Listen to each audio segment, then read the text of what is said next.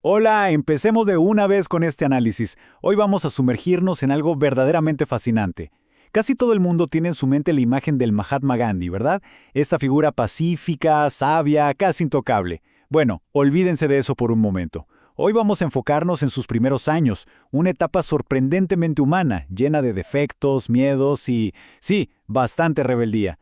Vamos a explorar cómo exactamente se forjó, a base de puros tropiezos, esa filosofía pacifista que terminaría cambiando el mundo. Y esto nos plantea una pregunta interesantísima. ¿Cómo es que un adolescente súper tímido, lleno de miedos y bastante rebelde termina convirtiéndose en un ícono global de la paz? Es fascinante, porque nos demuestra que la grandeza no es algo con lo que uno simplemente nace, ¿saben? No es un superpoder innato. Más bien, es algo que se forja lenta y dolorosamente. Literalmente a través de la prueba, el error y muchísima, pero muchísima autorreflexión a lo largo de los años. De hecho, hay una frase brillante de él mismo que dice: simplemente quiero contar la historia de mis numerosos experimentos con la verdad. Y creo que esto da en el clavo. Nos muestra el marco central de su vida. Él no se veía a sí mismo como un santo infalible, ni mucho menos. Abordaba la moralidad casi como si fuera un científico en un laboratorio. Él planteaba hipótesis en su propia vida, observaba los resultados, tomaba nota de sus enormes fallas y ajustaba el rumbo en consecuencia. Empecemos con la primera sección, la búsqueda de la verdad. Vamos a los cimientos de todo esto con un incidente súper revelador de cuando estaba en la escuela primaria. Imagínense a un Gandhi niño que era un estudiante bastante mediocre y tan tímido que salía corriendo a casa para no tener que hablar con nadie. Bueno, resulta que un día un inspector educativo fue a la escuela a hacer una prueba de ortografía. El joven Gandhi había escrito mal la palabra kettle, o sea, tétera en inglés. El maestro, para evitar quedar mal frente al inspector, intentó darle disimuladamente unos toques con la punta del zapato para que copiara de la pizarra de su compañero. Pero, ¿qué pasó? Hubo una negativa total.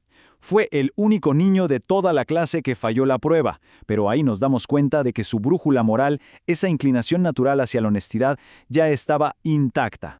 Y esto se fue nutriendo con otras influencias tempranas. Hubo dos obras de teatro que leyó de niño y que realmente le volaron la cabeza. Por un lado, la historia de Harishchandra, que básicamente le plantó la semilla de que la verdad absoluta debe estar por encima de cualquier sufrimiento personal. Y por el otro lado, Shravana, que le inspiró un sentido inquebrantable del deber y servicio familiar. Estas no eran solo historias para él, lo conmovían hasta las lágrimas y, según él mismo contaba, se convirtieron en ideales, en realidades vivas que intentaría imitar por el resto de su vida. Lo que nos lleva a la sección 2, una juventud ordinaria y francamente llena de defectos. Fíjese en esto porque el contraste entre este joven y el ícono que conocemos hoy es abismal. A la increíble edad de tan solo 13 años, lo casaron en una boda triple junto a su hermano y su primo.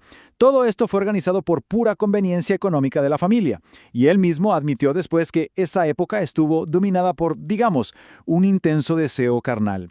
Confesó haber sido un esposo bastante inmaduro y sumamente celoso, de esos que intentan restringir a dónde va su esposa, imponiendo una autoridad absurda y pesada. Ahora, súmenle a esa tensión en casa que el chico estaba aterrado de casi todo. Tenía un miedo paralizante a la oscuridad. Literalmente imaginaba que había ladrones, fantasmas y serpientes escondidos en cada rincón, al punto de que no podía pegar el ojo si no había una lámpara encendida en su cuarto. Y para rematar, era físicamente mucho más débil que los demás chicos de su edad. Este tremendo complejo de inferioridad preparó el escenario para algunos intentos de automejora que, bueno, salieron bastante mal. Esto nos da paso a la sección 3, los experimentos de rebelión. Aquí entramos en una etapa de la adolescencia muy oscura y llena de compromisos morales cuestionables, todo impulsado por ese clásico deseo de verse fuerte y valiente. Imaginen el choque de mundos. Él venía de una familia devota, de tradición Vaishnava, donde el vegetarianismo era absolutamente sagrado. Pero un amigo del colegio le metió una idea loquísima en la cabeza. Le dijo que los ingleses gobernaban la India simplemente porque comían carne. Y se lo creyó. Así que iniciaron lo que ellos llamaban en secreto la reforma. Básicamente se pasaron casi un año entero comiendo carne a escondidas para cultivar fuerza física y derrotar de una vez por todas esos miedos infantiles. Y claro, ya saben cómo es esto. Cedes un centímetro en tu moralidad y de repente estás cayendo por un precipicio. Una concesión lleva a la otra. Primero, empezaron recogiendo las colillas de cigarrillos que dejaba tiradas un tío. Como eso no era suficiente, pasaron a robarle monedas a los sirvientes para comprarse sus propios cigarrillos. La frustración por la falta de libertad era tanta que hasta llegaron a contemplar el suicidio tragando semillas venenosas. Una locura, pero el fondo del barril llegó cuando, para pagar una deuda, terminaron cortando un buen trozo de oro macizo del brazalete de su propio hermano. Llegamos entonces a la sección 4, descubriendo la ahimsa pura. El punto de quiebre aquí es que la culpa acumulada por el robo del oro, más la agonía de estar mintiéndole todo el tiempo a unos padres tan devotos, lo empezó a carcomer por dentro. Se volvió insoportable. Y ahí tomó una decisión radical que cambiaría todo. En lugar de esconder el robo para siempre, decidió enfrentarlo. Escribió una confesión completa en una nota y, temblando de miedo, se la entregó directamente a su padre, que en ese momento padecía una enfermedad grave y estaba postrado en cama. En la nota, pedía un castigo severo y rogaba que su padre no se culpara a sí mismo por lo sucedido. Él estaba segurísimo de que su papá iba a estallar de ira. Pero increíblemente pasó todo lo contrario. Su padre se incorporó con mucho esfuerzo, leyó la nota y en lugar de gritarle o castigarlo, empezó a llorar en silencio. Sus lágrimas cayeron y empaparon el papel de la confesión. Como el mismo Gandhi relató después, esas gotas de perla de amor limpiaron mi corazón y lavaron mi pecado. En ese instante tan vulnerable, entendió que una confesión sincera, unida a la promesa firme de no volver a hacerlo, es la forma más pura de arrepentimiento. Ese poderoso incidente transformó por completo su manera de ver el mundo y redefinió la idea de ahimsa para él. Antes, la ahimsa se entendía meramente como no causar daño físico a otro. Pero al ver esas lágrimas de perdón, comprendió que la verdadera ahimsa es amor absoluto. Es un perdón sublime que tiene el tremendo poder de transformar tanto a quien lo da como a quien lo recibe. Fue un verdadero punto de inflexión en su vida. Aún así, la forja de su carácter necesitaba pasar por una prueba más, y esta fue devastadora.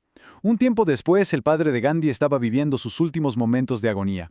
Pero el joven, cegado por el deseo, abandonó su puesto cuidando a su padre para irse a la habitación matrimonial. En esos poquísimos minutos que estuvo ausente, su padre falleció.